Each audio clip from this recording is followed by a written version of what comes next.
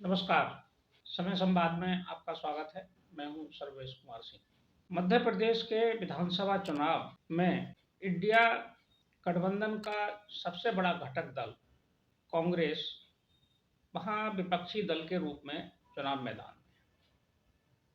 मध्य प्रदेश में भारतीय जनता पार्टी सत्तारूढ़ है अभी तक, और इस बार कांग्रेस ने पूरी ताकत के साथ मध्य प्रदेश में चुनाव लड़ने का फैसला किया और वो लड़ भी रही।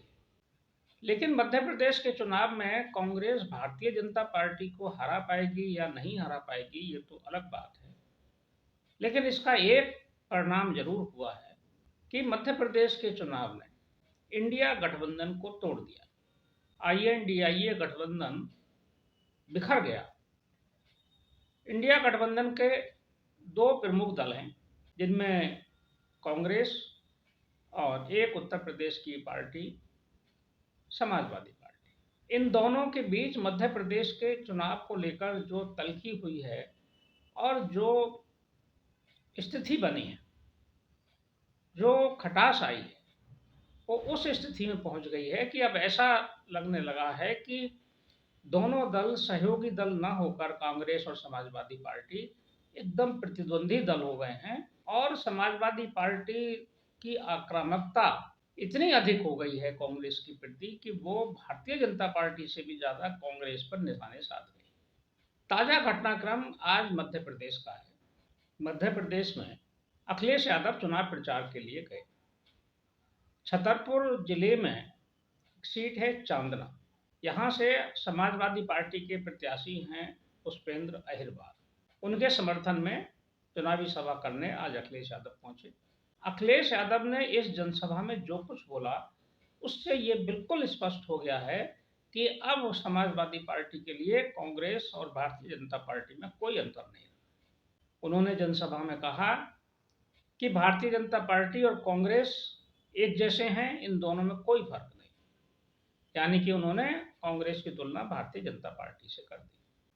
और उन्होंने ये भी कहा कि आज जब मैं लखनऊ से आ रहा था, सुबह तो एक अखबार पढ़ रहा था, अंग्रेजी का अखबार। उसमें एक न्यूज़ थी, और जो न्यूज़ थी वो कमल निशान, जो एक कांग्रेस के नेता का नाम में भी है, उनसे मिलती जुलती थी।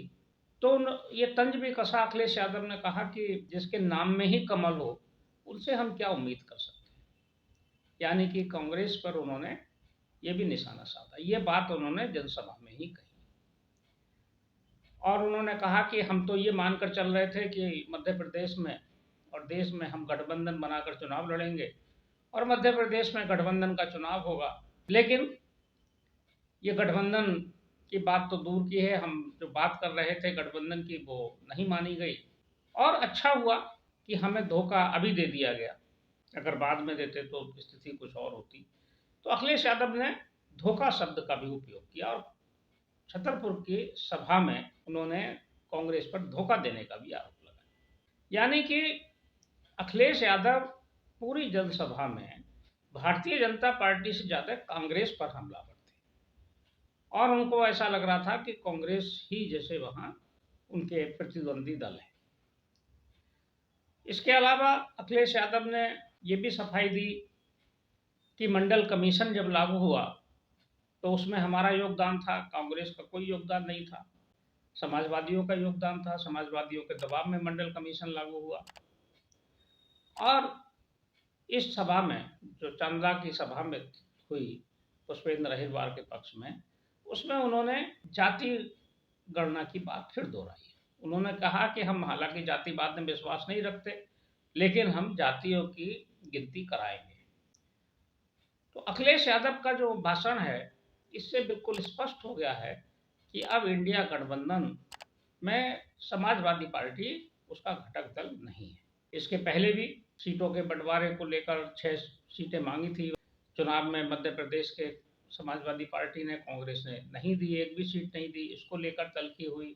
उसको लेकर फिर अखिलेश यादव ने उत्तर प्रदेश में तीखे बयान भी दिए, पहले भी धोखा देने की बात कही, और ये तल्खी अब लगातार बढ़ती चली जा रही है। मध्य प्रदेश के चुनाव का परिणाम जो भी हो, लेकिन इंडिया गठबंधन एक तरह से उत्तर प्रदेश में तो टूट गया।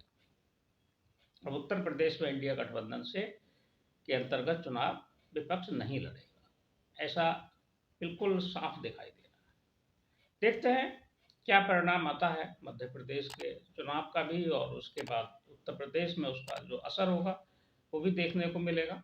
क्या असर होता है ये समय पे ही पता चलेगा। समय संवाद में आज बस इतना ही। कल फिर मिलेंगे किसी एक खास विषय के साथ। तब तक के लिए मैं सर्वेश कुमार सिंह आपसे विदा लेता हूँ। नमस्कार।